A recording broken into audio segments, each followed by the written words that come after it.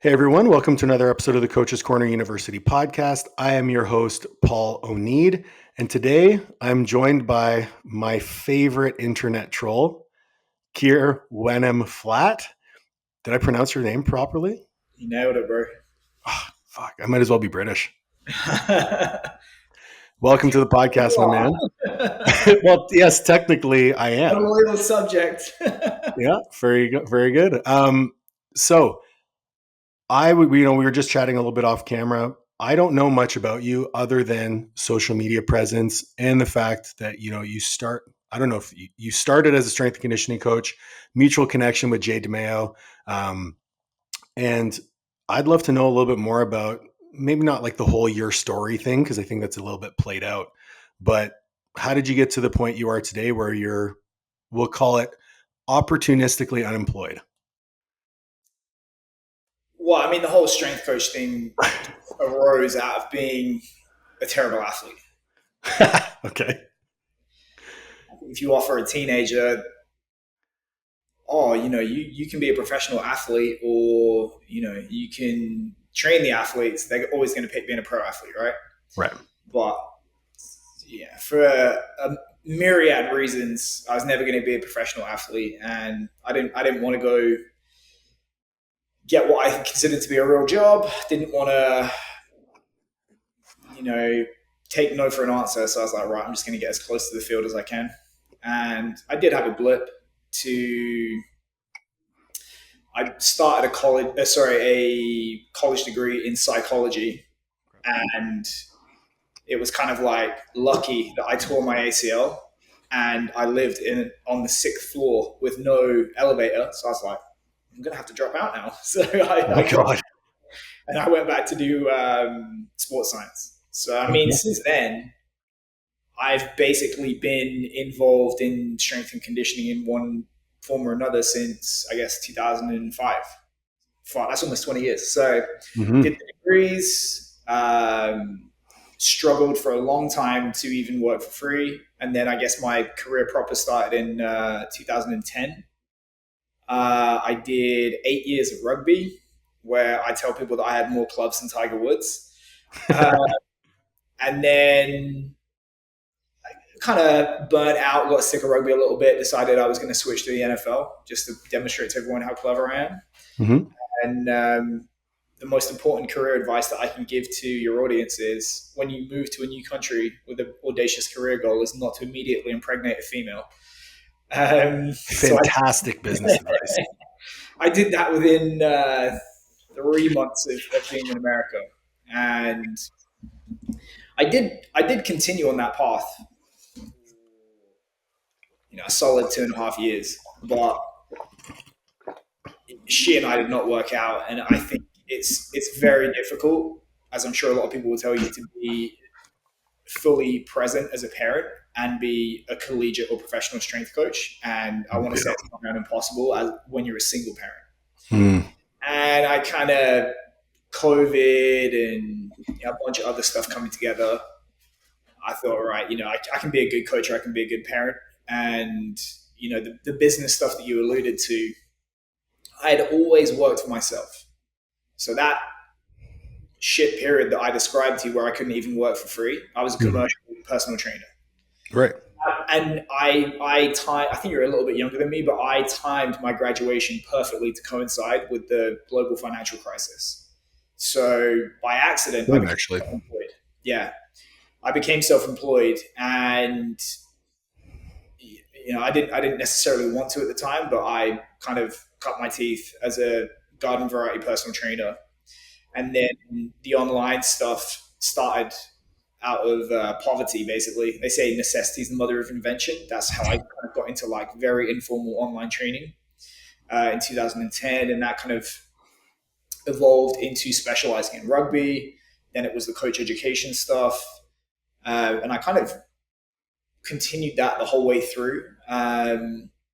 Looking back, I'm not really sure the reason why I continued to do it even when I had steady income. I can tell you in Japan, they paid me a lot of money, but I was making enough from the website that I basically saved 90% of what they paid me when I was in Japan. Oh, wow. Well, yeah, I saved like $250K in 2 years. Holy shit. Yeah. So I basically tried to approach that gig as like, this money is going to be like the start of like life changing money. For sure. And then, yeah, COVID, I don't think there's ever going to be another time in my lifetime where it's going to be that easy or fun to own an education business, because you basically had like 3 billion people that legally cannot leave their houses, Mm-hmm. money to spend that isn't theirs while they're trying to look busy for their employers. So we were just like, the Strength Coach Network tripled that year. Holy shit. Yeah, then it doubled again the next year. So in the year that it tripled, I was like, basically, there was it was a coming together of a whole bunch of factors, which is the site tripled. Um, hadn't for again, number of reasons with my custody stuff. I hadn't seen my son for a year. He was in Tokyo. He was supposed to come back when they shut the borders, and I didn't see him for a year. Oh my goodness. Yeah. And then a bunch of political shit at work where effectively I got recruited on a lie, and the person that recruited me had left, and another person I'd pushed out the door to go to a better job, and I was like, why the fuck am I doing this? So I went, full time, burned the boats on Strength Coach Network in October of 2020. Mm-hmm. October, yeah. And pretty much 3 years to the day, I sold it last September. And that kind of brought about the most recent thing, which is the analogy that I use. If you grew up watching Penn and Teller, they would show you the trick first, and then they'd be like, "Oh, here's how we did it." So I'm in the "here's how I did it" phase of my career, just trying to, if there's value that I can share to help other people, maybe do not necessarily do the same, build and sell a business, but Mm-hmm.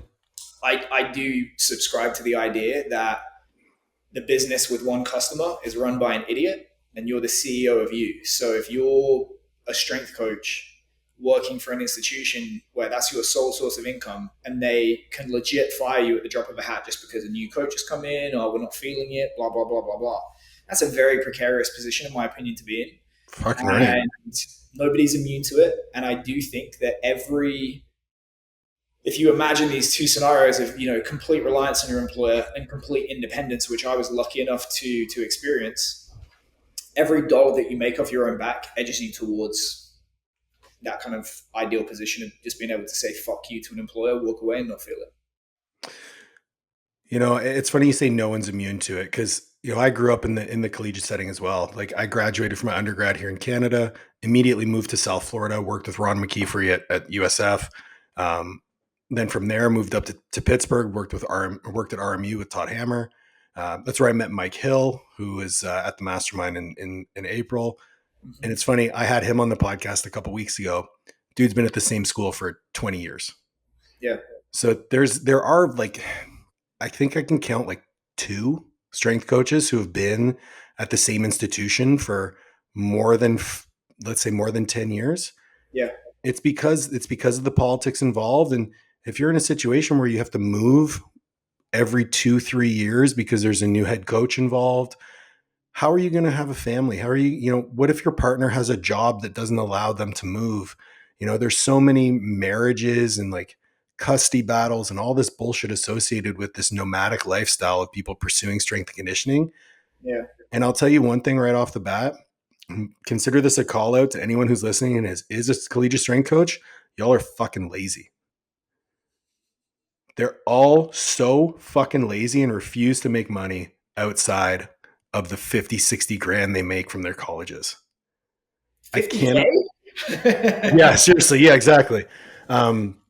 Like I have a lot of really close friends who are strength coaches, and I've tried, because I have my education company as well, tried to get them to collaborate with me on courses and stuff like that.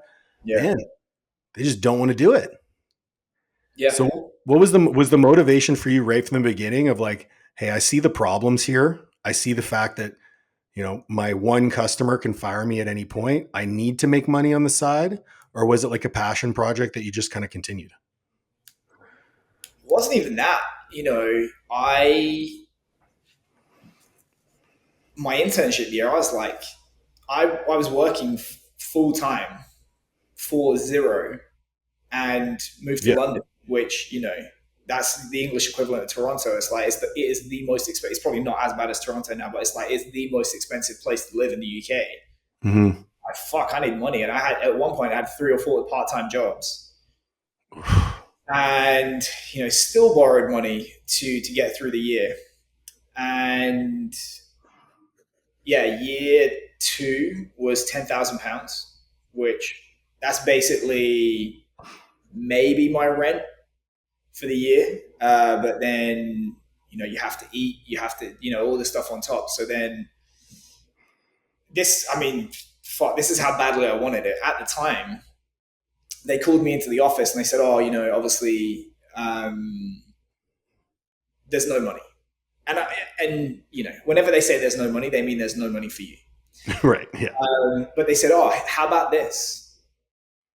We'll give you use of the facility and you can train people at the facility, and, we can put it out on social media for you and stuff like that. And then when it's up to speed, like, you can give us a cut. And I was basically like, did you just ask me to pay to work for you? Basically, or, I could work for you to work for you kind of thing. Right. And they basically said yes. But honestly, I ended up making some months double from that than they paid me. Oh, for sure. Yeah. You start to, the penny drops. You're like, okay, there are easier ways to make money, and I much prefer. I actually describe America to people that don't live in America. Obviously, you've lived here, which is, in America, there's no ceiling, but the price that you pay for that is they take away the safety net. So you have to take the good. I love that. Yep, 100%. It's a terrible place to be poor, but my attitude, I think, in business and career has always been that I like when it's on me. Me too. I like to be able to say, you know what? If I succeed, it's on me. If I fail, it's on me. The extent to which I succeed is on me. Mm-hmm. Whereas certainly within collegiate strength and conditioning, if you succeed, it's because someone above you left or the right person likes you. Basically. If you succeed, it's never your effort. And if you fail, it's always your fault. Yeah. And your income, I can predict. If you told me your income, I could probably predict what sport you worked in, what conference you worked in, how close you are to the head coach, all that kind of stuff. I don't even need to know how good you are at your job. And I don't like playing games where the primary factors that are going to determine how stressed I am about money, how well I'm going to live, stuff like that, is not really under my control. Mm-hmm. Yeah. And that's, I think, why that kind of stuff has appealed to me. So why start in the education space? Like, why start Strength Coach Network? Who is one of the richest people to have arisen from the California gold rush of the 1840s? I don't fucking know, man. It was the guy selling the shovels. Okay. But, it's way fucking easier to mass manufacture shovels and be like, hey, you looking for gold? Here's a shovel. Than it is to go out and, try and find gold and stuff like that. Levi Strauss is a company that was built in the gold rush of the 1840s in California. So I read that quote and I was like, okay, I've got this name in rugby, but it's a highly seasonal business. They want to know who you are in, June, July. They forget who you are in September, October. I tell people the average man thinks that he fucks, fights, and drives better than the average. If he's ever touched a barbell, you can add training to that mix. And there's just, it's a little bit different to American sport. Within rugby, there's this acceptance of being an amateur. So if you're a pro or going to be a pro, you are receiving free training from your early teens onwards. Fair. If you are an amateur, you don't really care because you're a social player. It would be like playing beer league in hockey in Canada. So really, you're kind of left with pushy parents and obsessive people. Mm-hmm. Which is a little bit of a smaller market, and I think it's hard to. One thing that I've kind of like looked back on and learned is that people tend to spend and address their problems in order of urgency and severity of the pain that they feel. And I'm a shit rugby player. I've got way bigger problems in my life than, like, for example, I suck at jiu-jitsu. I don't care about it that much that I'm going to prioritize it over, like, having a roof over my head, looking after my kid, building a business, all that kind of stuff. It's just not that high up the totem pole. Right. So looking at those things, I was like, okay, do people consume strength and conditioning education year round? They do. Is there a much clearer relationship between investing in yourself and, career advancement or advancement of knowledge at the very least? Yes. Is it painful? Absolutely, because those years in the wilderness were very painful for me. And, I just feel like the market has a habit of telling you what people want if you are prepared to listen. And if you answer 20, 30, 40, 50 DMs about, oh, how did you get to where you are? You're going to be like, okay, you know what? Here's how. So that's one thing. I've never been a clever business person, which is to just look at a gap in the market and be like, oh, I'm going to go produce a product or a service for that. It's much more of a scratch your own itch, like, oh, what sucked for me? What would have helped me? Right, I'm going to go build it and then charge other people to benefit from it. That is probably the most logical, well thought out plan I've ever heard in my life. Even a soft clock is right twice a day. Well, there you go. I love the quote that I always come back to is like, answer the questions people are already asking you, Yep. and then you'll have a great business. Yep. So obviously Strength Coach Network was in the process. Can you, like, for people who don't know what Strength Coach Network is, what was the business model of the company? We basically just tried to provide strength coaches with the knowledge, network, career guidance, and resources to advance their careers. So again, if I kind of look back on my own higher education, my own career development, those 2 years in the wilderness, graduated in 08, can't even work for free until 2010. Looking back on the issues that I had, which is I'd spent 3 years learning how to be a researcher and not a coach. I had been taught by people that had never even stepped foot in a professional sports team. Oh yeah. And, caveat emptor, buyer beware, I should have done a degree being taught by people that had done that. And it's rare in strength and conditioning because, one, there's this massive oversubscription, and two, those that can coach in professional sport typically will. I take the piss out of academics. It's like a tiger and a house cat are the same animal, but they're not. The pros work in the pros. And yeah, basically, and I didn't have the connections for someone to be able to put in a word for me and say, hey, you know what? Speak to this person, all that kind of stuff. So that's what we just put together, which is what's the Monday morning stuff. You go to a conference and you're like, fuck, I'm going to use that. And you write it down, use it on Monday morning. We tried to make every single presentation. It was a monthly lecture, a Monday morning presentation. And we tried to create a place for where bottom level aspiring interns could connect with and speak to top level people. And I think at one point I had 5 NFL strength coaches in that group. And just, stand on the shoulders of giants kind of thing, which is, are there people that we can connect you to, provide insight and advice on stuff like that? We would go into contract negotiations, resume critiques, private job postings. Yeah, kind of. Wow, dude. Yeah. That's super robust. I mean, it speaks to exactly, like, fuck, I wish I had that when I was interning, working for free and, trying to find my way. I feel like, for me, my story is a little bit different. Strength and conditioning kind of fell out of favor for me as soon as I moved back to Canada because the model fucking sucks up here. The school that hired me wanted me to put in like a US style strength and conditioning department, but they gave me no resources and $53,000 a year. Yeah. And I was only allowed to work 35 hours a week. Yeah. I'm like, Yeah.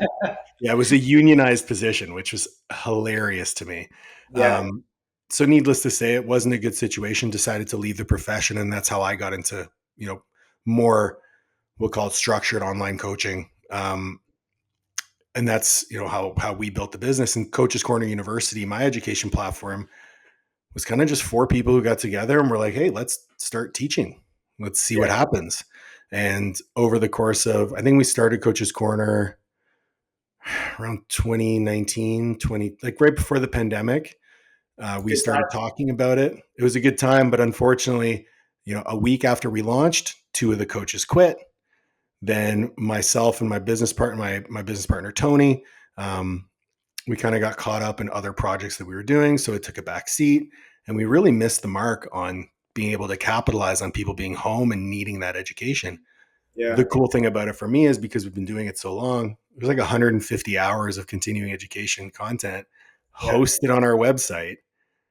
And now Tony since stepped away, and I'm in the position where I'm trying to monetize it.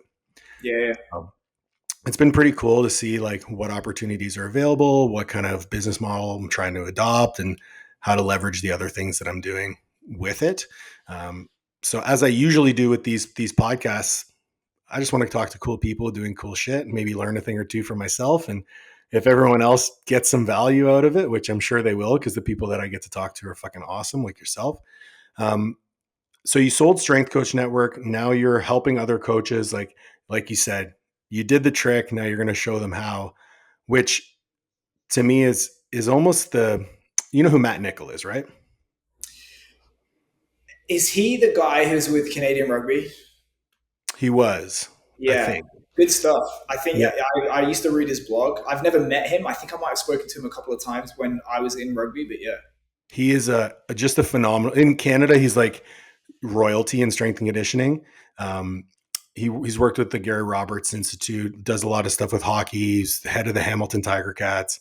But he sat me down at the Swiss Symposium last year after my talk, and he was telling me about how the trajectory for coaches tends to be, I've done cool things. Let me show other people how to do cool things. Then it's, I'm going to help people how to do cool things. And then you start getting to this level where you start to influence kind of the market as a whole and have a larger scope of practice, because the people that you teach others how to teach. And I think that's the coolest part about mentorship in any capacity, is that you are that pebble in the pond that creates those ever reaching ripples. But in your case, it's like a big rock that explodes and water goes everywhere because you Wow. shit on everybody. Why are you such a troll, bro? What's the most fundamental prerequisite for doing business? You have to have an audience. Attention. Yeah. Yeah. So I, if there is no attention, there is no sale. Do not pass go. Do not collect $200. Now, you do have to do more than grab attention. So, Mm-hmm. I think doing business, online and offline, you basically have to get to the point where you are creating a set of beliefs, Okay. either breaking existing beliefs or creating a set of beliefs, which is, I have a problem. It's a sufficiently, like we talked about, uh, painful and urgent problem that it merits solving now. There's a variety of solutions at my disposal. Based on what you've communicated to me, your solution is was the best fit for me based on a variety of factors. Who am I? Who are you? How much money do I have? What are you charging? What's the offering? How good of a fit is it? All that kind of stuff. And then you have to believe that, you know what? Not only am I going to take action, I'm going to take action now. So it's not, if you have the necessary attention to do that, it's not that difficult. If you're an expert, if you target well and pick people that have that set of problems, and you're just constantly working on your product or service, refining it over time again and again and again, sales is pretty easy. The problem is attention. Like anything in life, if it's a scarce resource, you guard it closely. We guard money because it's finite. We guard food because you're taught as a kid, don't waste food. What else? Space, all this kind of stuff. But attention is a finite resource. You can't attend to everything all day long. So, like any other scarce resource, you are taught through experience and, implicit or explicitly, that attention is a precious resource to be conserved. So as a result, your default, anyone's default, is to say no, because you're like, nope, not going to spend it. Not going to spend my attention. So I don't know if you've ever experienced this, but I lived in Tokyo, spent a bunch of time in Asia, go there multiple times a year. I can't read Japanese. It's really, Japanese is really difficult to learn. You can't read Japanese? What kind of? Come on. It's disgraceful, but it's such a foreign environment that when you walk down the street, you can't even read the signs. You're not used to everything. You're taking it all in. You're like, what the fuck is going on? You get to your hotel room at the end of the day, you're just like, Jesus, because it's tiring to attend to everything all day long.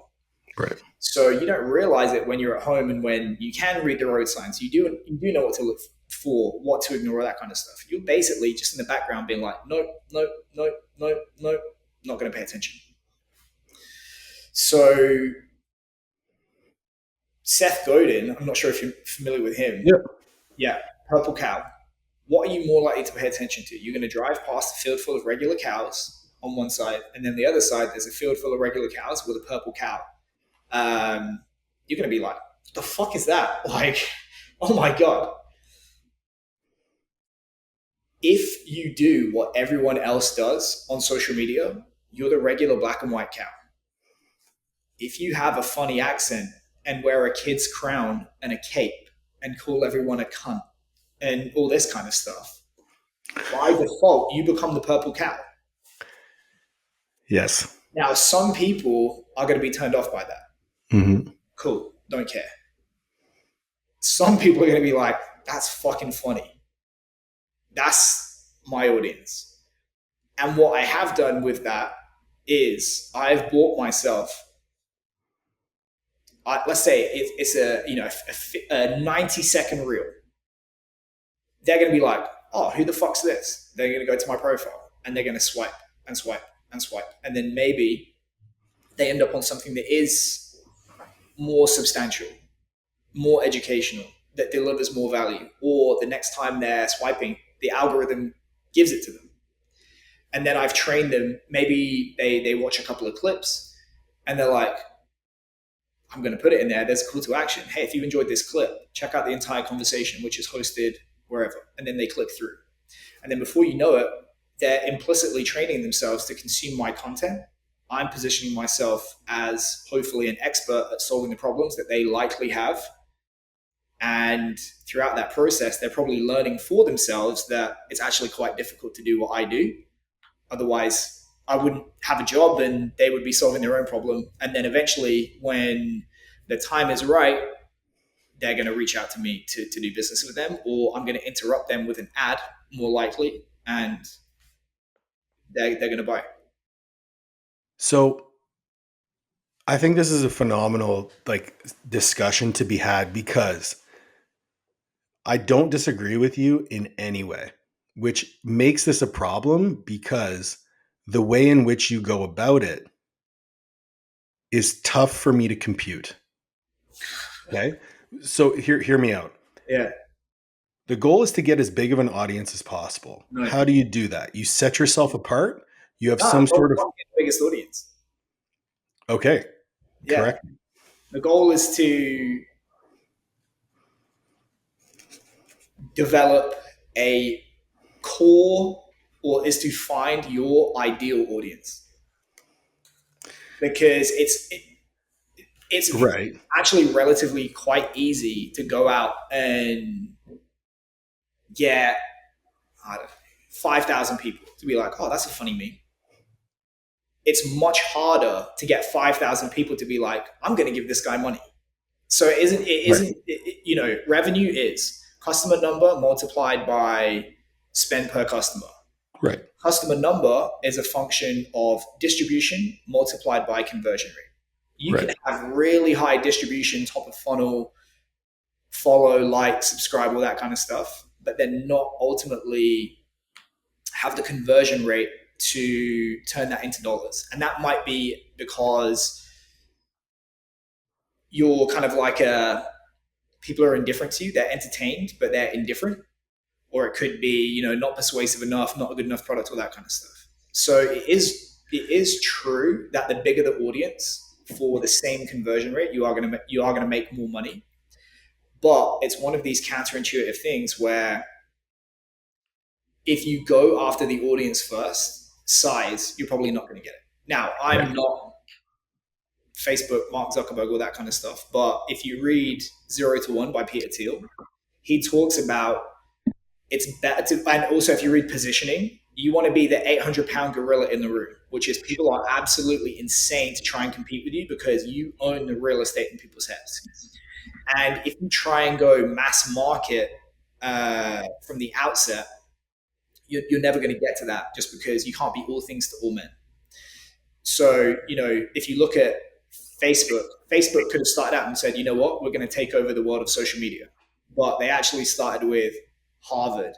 Then it was the schools in Massachusetts. Then it was the Ivy League. Then it was, they added Stanford. Then it was colleges in America. Then it was colleges everywhere. I'm old enough that it was just for students when I joined.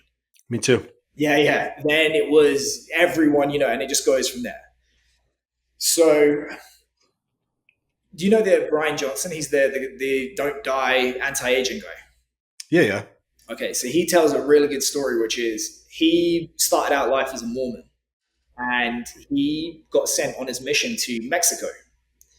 And he talks about how he went down there, and I always think it's like funny as hell that they just send teenagers to tell everybody else like, "Oh, we've got the answers," and they Yeah. go to the door, right?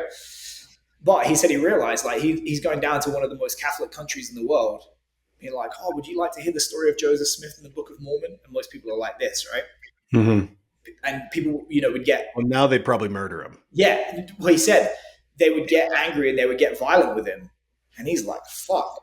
But then he realized, well, okay, I'm going to go after the lapsed Catholics, the single mothers that got kicked out of the church, the ones that got touched by a priest, all this kind of stuff. So his audience is them. And by definition, there's not going to be a lot of them. So it's like, why did we go after Steel and X, Sorinex, the Grey Sweatpants crew? Oh, strength good, more strength gooder, all that kind of stuff. Because guess what? There's a lot of people out there that fucking hate Sorinex, that don't like what they stand for. And I had a conversation with a strength coach that loves them. He said, oh, you're going to piss them off. And I'm like, I don't care. It's not for them. Do you think that a female, lesbian, I speak to a bunch of them. They're not going to Summer Strong.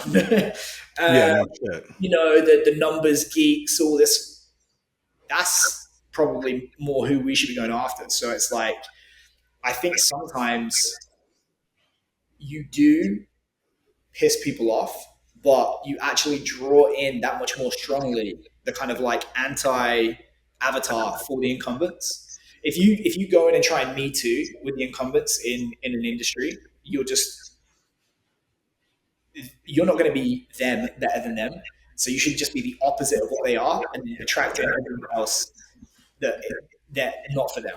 So it's really funny because as you're speaking, I'm definitely seeing the fault in my initial assumption, because convention on like social media marketing is like, just grow your audience as big as possible, and then you're going to pitch to all of them, because if there's a larger sea of fish, there's going to be more potential fish that fit your avatar. And I'm like, oh, Keir's just trying to piss people off. He makes hilarious memes. And you're sitting here talking, and I'm like, this motherfucker is playing 4D chess. And I didn't even realize it, because what you're saying is, yeah, you're taking the piss out of a lot of people, but you're taking the piss out of people who don't fit your ideal avatar. You're pointing out the flaws. Let's take, for example, the post you made about Hormozy and his nose strips. Yep. Okay. Hilarious. But what you're doing is pointing out this guy's a fucking brand whore. He's sold his soul. I feel like he's jumped the shark. Yeah, I actually really enjoy a lot of his content. Same. But there's a lot of it that just rubs me the wrong way because it's bordering on sensationalism and almost like trying to make the unsexy sexy just for the content. And all of his content is the exact same. If you're watching it now, he's producing so much content, nothing is new. Yeah.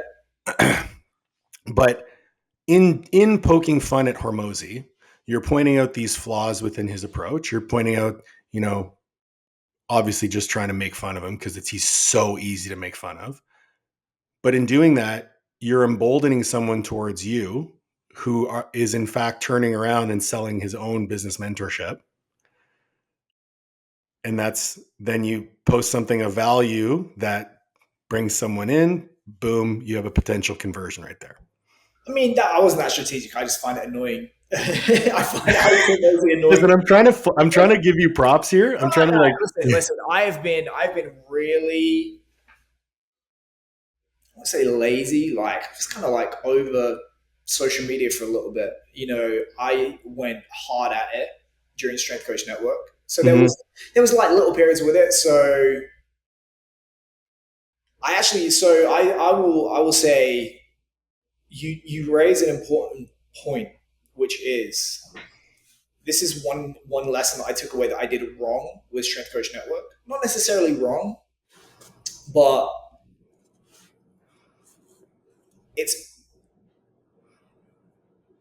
I find it's very difficult to, when people talk about like, it sounds like so fucking stuck up, but like brand and positioning. Mm-hmm.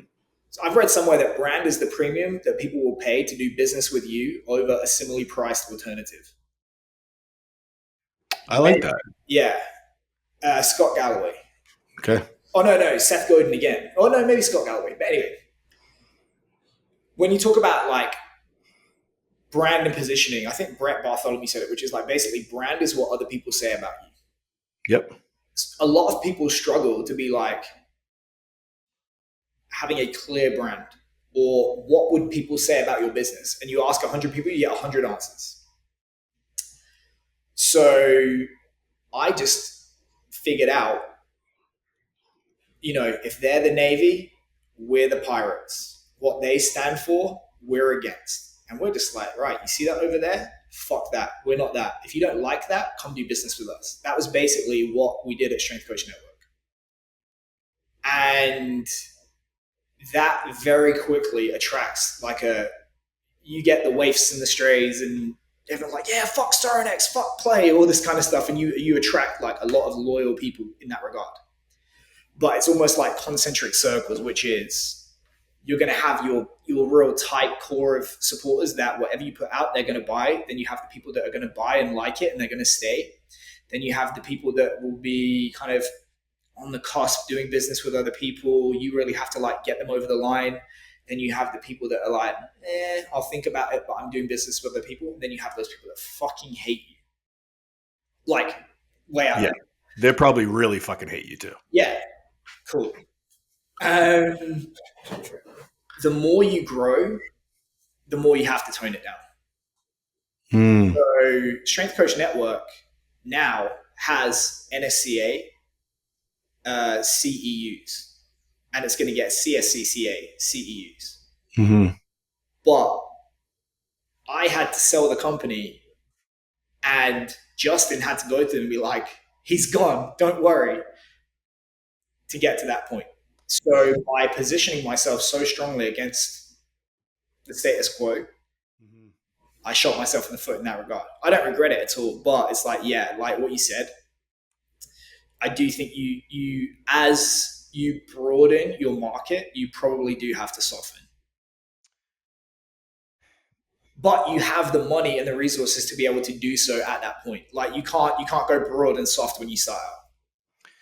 So one thing that I see very often is the people who take the hardest stances against a lot of things and maybe are the most polarizing, whenever they have their viewpoints challenged, and this isn't a call out to you, this is just a general observation about many people who do this whole, um, memeing and taking the piss out of people. Yeah.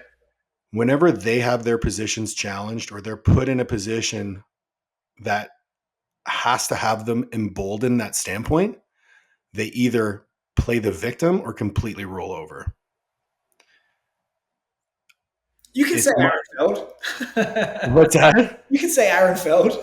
No. I'm not talking about him. I'm actually talking about. I am. He specifically did it. Like, he says a bunch of dumb shit, which I pointed out. Mm-hmm. Basically, he DM'd me because he didn't want me to do it publicly, and we went back and forth. And he goes, I'd like to schedule a Zoom with you. I was like, respectfully, no. It's like, you're not going to change my mind about you, and I'm certainly not going to change your mind about me. And he goes, oh, you seem to have put me in a box, and that's very sad. And I was like, Aaron, you put yourself in the box. Like, if you fucking spend years running around on all fours, neighing and eating hay, don't complain when people fucking strap a saddle to you. You want to behave like a fucking moronic clown for years on end? Don't complain when people perceive you to be that way. Do you ever worry about your ability to step up and deliver when you kind of put yourself in a position to make such strong promises? Yeah. So I try and under promise, over deliver. I try. Because what always comes to mind is like, fuck. Say for example, I'm trying to give an example without purposefully calling somebody out. You get into a position where you built this reputation as someone who's like super hard nosed against something, and then all of a sudden you switch your point of view. Yeah, I try and make a habit of saying I was wrong. Thank you. Yeah. Like that to me is the sign of a professional. It's like, yeah, I can be really hard nosed towards something, but if you're going to prove me wrong or you're going to give me evidence that I am wrong, man, have some fucking humility and step up. It's all a game anyway. It's a game. One thing that I wrote down, I was at USA Football in 2019, and I remember it still. There was a guy from the Miami Dolphins, and he said, I am not my idea. And I think it's one of the bad things about strength and conditioning, the field in general, which is people are their identity is so interwoven with their status in the field and their job title. To say I was wrong and to concede takes away their status. And I spoke to Vernon Griffith about this, and we were having lunch, and he's like, we basically were talking back and forth and agreed that, the hardest question to answer is, if someone asks you, what kind of a person are you? And you can't mention anything to do with family or your job, well, how would you answer? And you're like, oh, fuck, and I think there's a lot of people within strength and conditioning that would struggle to answer that question. And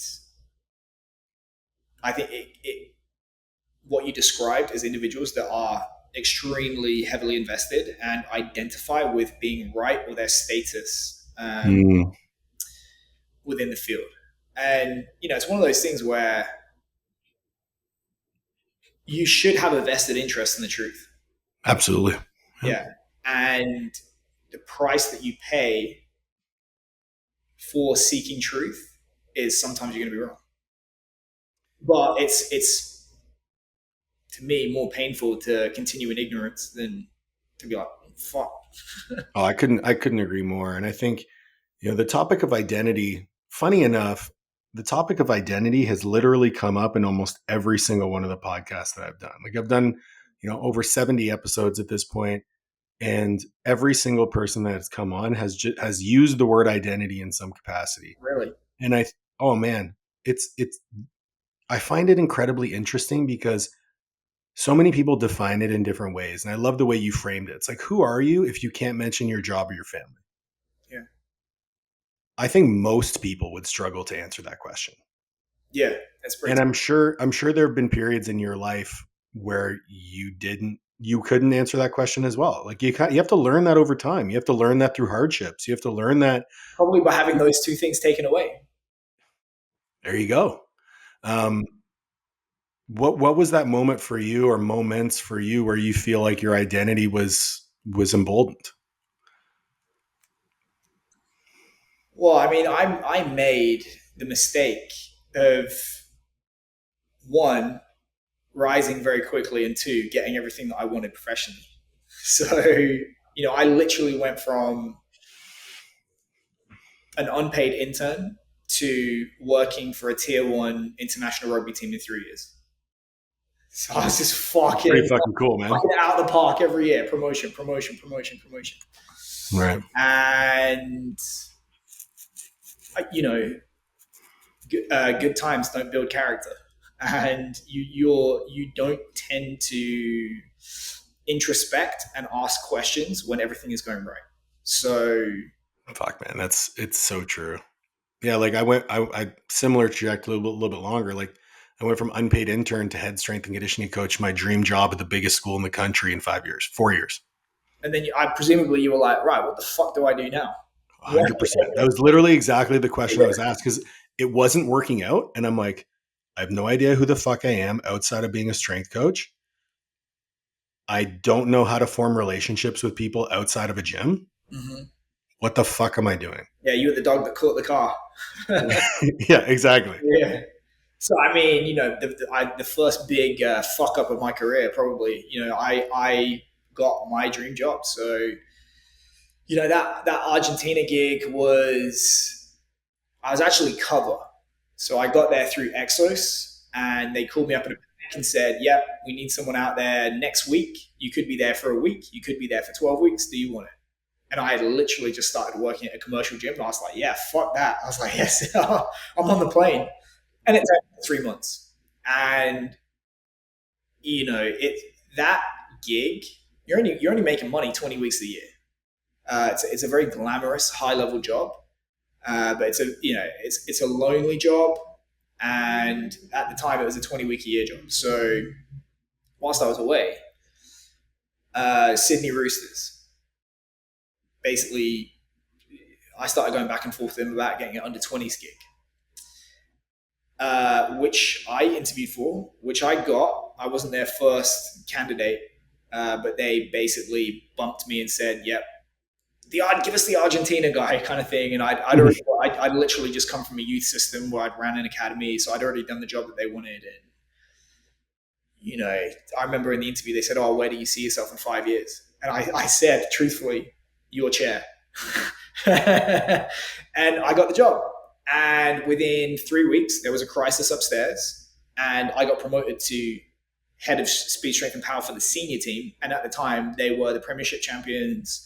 They were about to be the World Club champions. They had, I don't know if you're familiar with State of Origin. It's a big fucking deal. Mm-hmm. 11 of their starting 13 were State of Origin players. So it was basically the highest profile strength gig in rugby league at that time. So, and it was 10 minutes from my house. It was a significant pay rise, living in Eastern Sydney, all that kind of shit. And I had set myself mentally the goal of being, I'm going to be a head strength coach in the Premiership by the age of 30. And I was 28. And I was like, 2 years ahead of schedule. Give it to me. But there was a bunch of political bullshit that I won't go into, but it basically entailed having my homework looked at every single day by a person that is an extremely malicious person and had the head coaches in. So I won't bore you with the interim, but after 6 months, I quit. No shit. Without a job. Yeah. And it got to the point where I couldn't look in the mirror. I felt like such a fraud. And again, like a little bit of an identity crisis. 100%. Yeah. And I remember one of the interns, I still occasionally speak to him. He came up behind me and he's like, "Were you looking at jobs?" And I was like, talked it away or whatever. And I was like trying to work out, if I save this each week and work for this number of weeks and blah, blah, blah. And I was like, fuck this. Like, I'm gone. Pretty tough. I think leaving Argentina just because we finished after the World Cup, so there's a little bit of Everest syndrome. I think every rugby player or coach dreams of going to a World Cup. And then you go there and you're like, what the fuck do I do now? I mean, they're Right. kind of forced upon me just because I had a non-compete and they didn't want to continue with Exos and all this kind of stuff. So I ended up in Japan. And again, I think they paid me, it was over 200. So someone was like, oh, do you want to make 200K? And you get 2 months a year off that you get to live in England. And all this shit. Do you want to work with the All Blacks? Blah, blah, blah, blah, blah. And I'm like, fuck yeah. It was a miserable gig. I had a 2-year contract, and I told my agent midway through, do not renegotiate this contract. Like, I'm fucking out of here. I decided through the first year to move to America, and I'm going to shit on the University of Richmond. My first pay packet at the University of Richmond was $14,000. So I took a pay cut of 200. Yeah, but you got to work with Jay, so I did. I was at his wedding a few weeks ago. really, Yeah. dude, he's a phenomenal human being. Yeah. Yeah, similar story, man. I'm like, you get the dream job, but you haven't really run into any hardships. You realize that circumstances of the dream job aren't great. I quit after a year with no job. Yeah. I'm like, fuck this. Yeah. Therapy was big, trying to figure out life. And then transitioning to what's the next step? Like, where are we going from here? And coaching online was it for me. It was a way for me to continue to coach and continue to kind of impact people's lives. And I realized I was pretty good at it. Turns out I was already one of the best powerlifters in the world. So people wanted to work with me. Yeah. If they And come, now you should probably you have the clout of having a famous wife. I do have the clout of having a famous wife. Dude, that was so cool. Like, so fucking cool. Yeah. Definitely unrelated to the podcast, but that was the most I was way more proud of her doing that than anything I've ever done. Yeah. It was so cool. All right. So I also love the analogies you've used throughout this car. The dog that caught the car. I was like, that's exactly what happened. Yeah. Perfect. So with this new business venture, coaching other coaches, what's the selling point? What's the goal? Like, how are you going to set yourself apart from any other run-of-the-mill business mentorship? Well, I mean, it's not that public, but the education is really just the lead flow for the ad agency. So I started an ad agency. So Oh, cool. yeah, it's basically social media pay-per-click advertising agency for strength coaches. So, I think there's a bunch of, again, scratching my own itch, there's a bunch of problems that people encounter when they get to the stage of starting to spend money on paid growth within, having an online coaching business, which is paid growth is like fire. Fire can cook your dinner, or it can burn your house down. 100%. Yep. Yeah. So you really have to have an understanding or grasp of the numbers and be, a 2% loss. Not that these numbers are realistic, but a 2% loss repeated to infinity is going to bankrupt you. A 2% gain repeated to infinity is going to turn you into the richest person on earth. It's like, that's the fine margins, right? Mm-hmm. So being able to look at those numbers, have the confidence in them, and use them to inform decisions. I think that's one hurdle that it can take. Well, it took me years to be able to get to that point. I think another one is the cost, which is once you start to, it's like being a sports scientist with a GPS dashboard. Every head coach wants the GPS. They don't want to hire the guy that runs the GPS.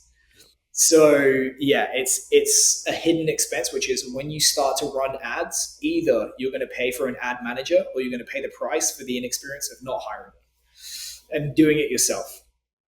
that's a really big jump for a lot of people. We kind of say that, it's like the equivalent of going from walking to buying a car. That's a big jump. So we're the bus. Like, come on board with us. You can ride the bus until you're ready to have a car.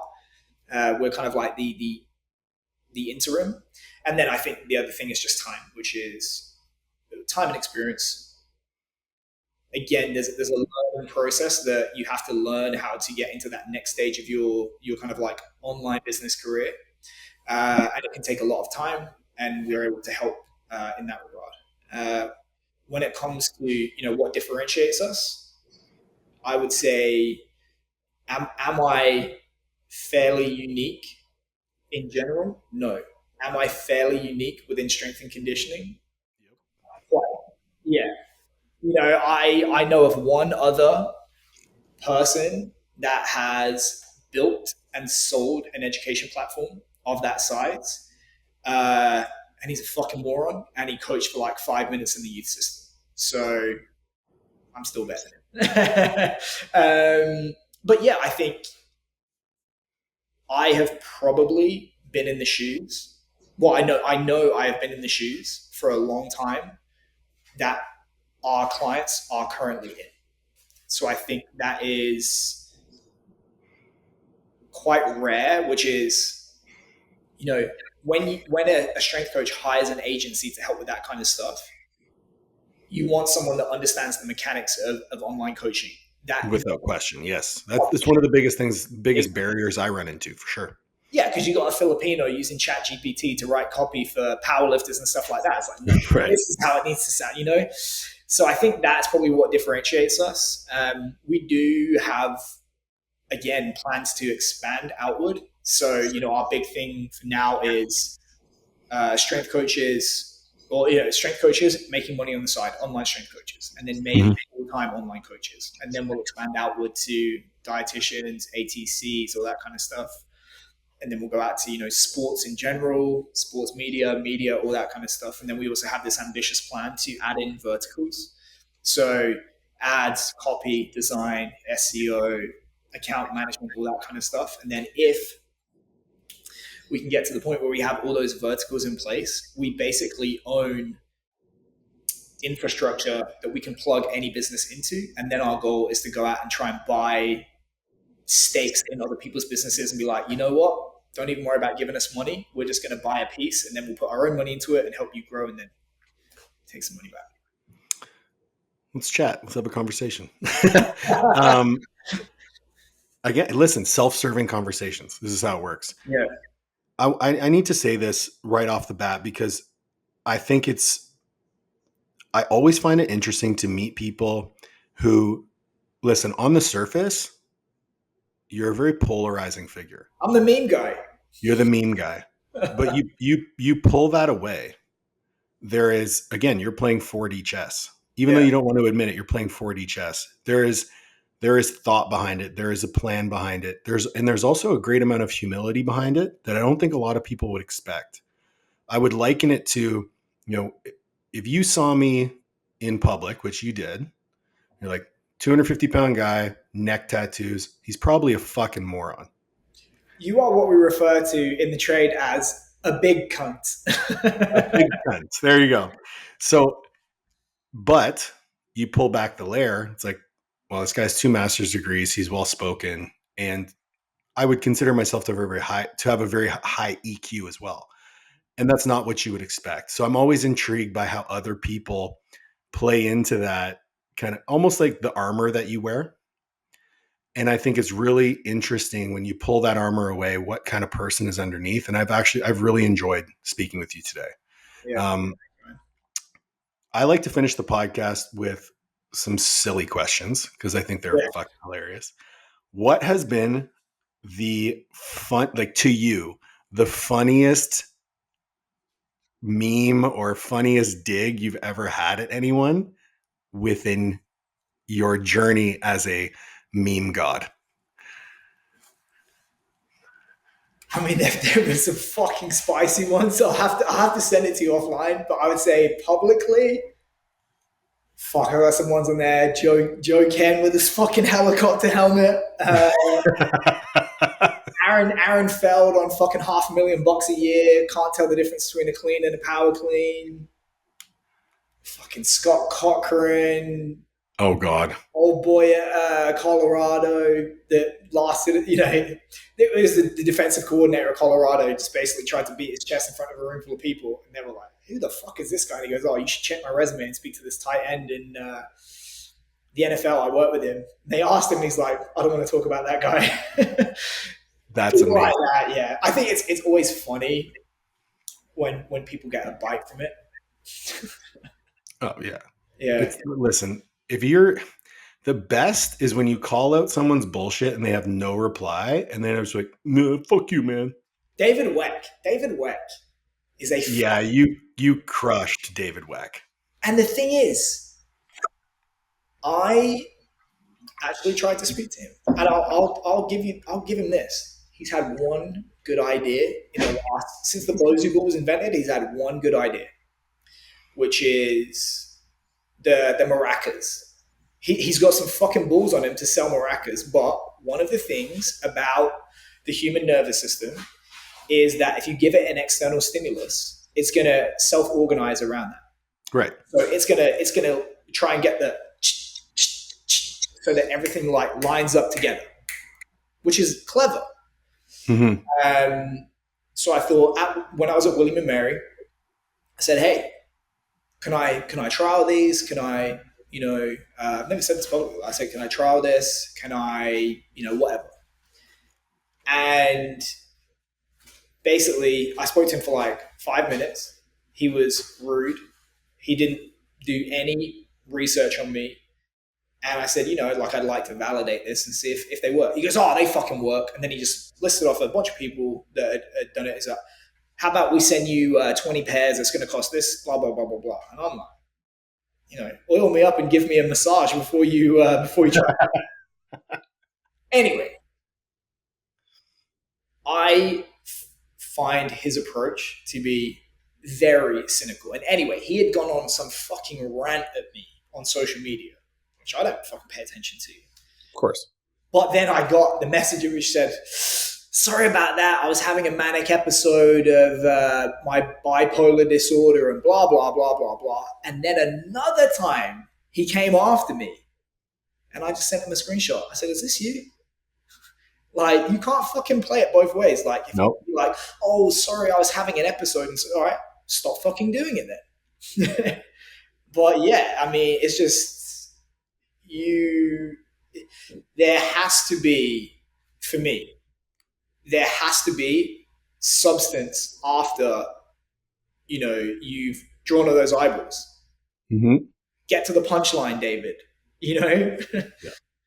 My favorite is the hands. Like, I was always doing this. Like, people who are listening aren't going to see it, but like the crazy David Weck hands fucking kill me. Yeah. There was like on Family Guy, they do those like cutaways.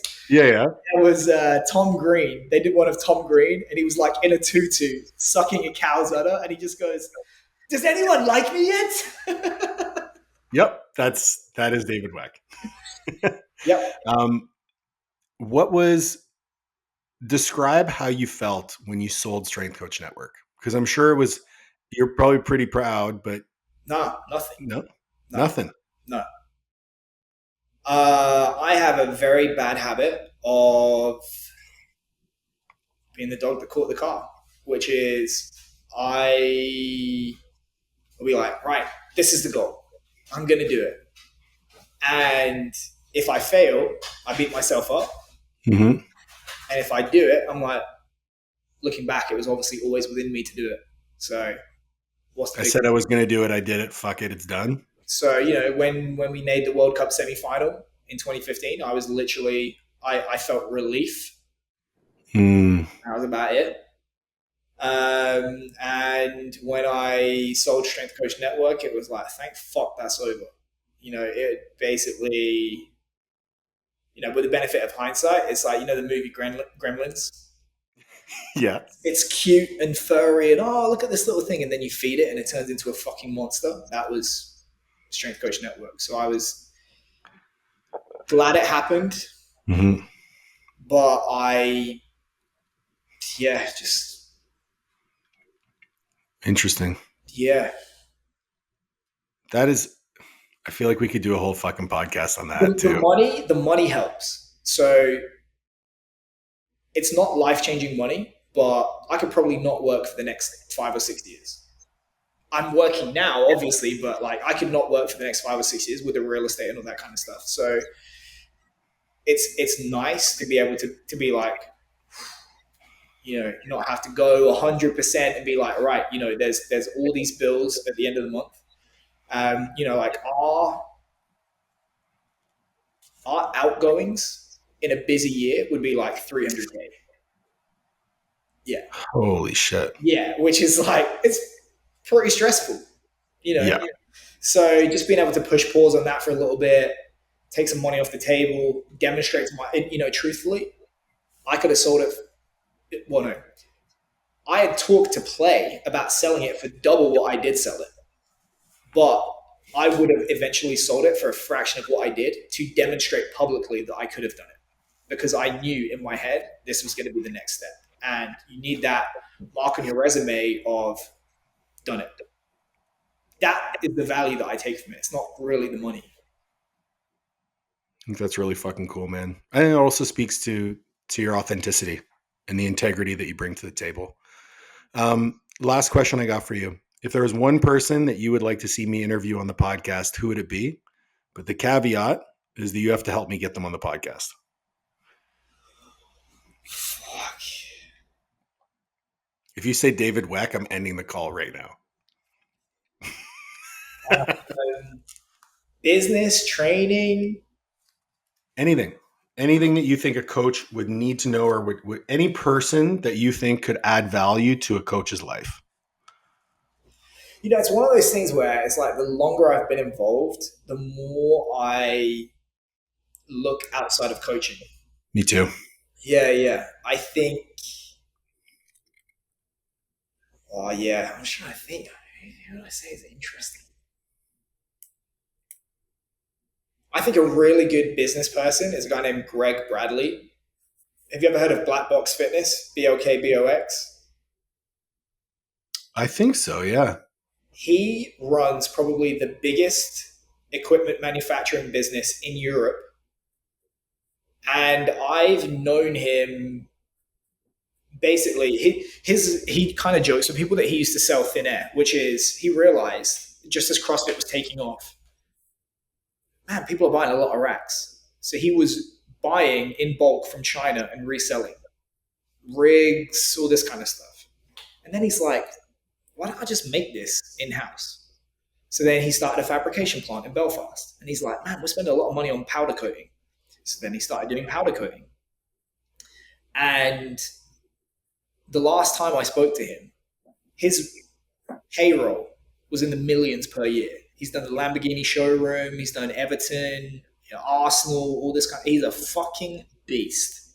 I would love to chat with that guy. Yeah. And he's fucking funny. He's a good dude too. Do you drive a Lamborghini now? Nah, Tesla Model X. You don't like to rev your engine? Well, I'm not even driving that right now. Some fucking woman. I cannot fathom how you do this much damage to a car in so little space, but some woman, I'm guessing she was drunk, hammered into my car at 2:30 in the morning, and it was so bad that the rim ripped in half. So I've not had that car for 6 weeks. So I'm actually on a rental right now, but it's in the shop. But yeah, it's pretty fucking fast. It's probably as fast as the Lamborghini Urus. I think it's actually faster. It's Dude, I really appreciate your time today. Thank you so much for joining me on the podcast. If there's any parting words of wisdom you have for the audience, what would it be?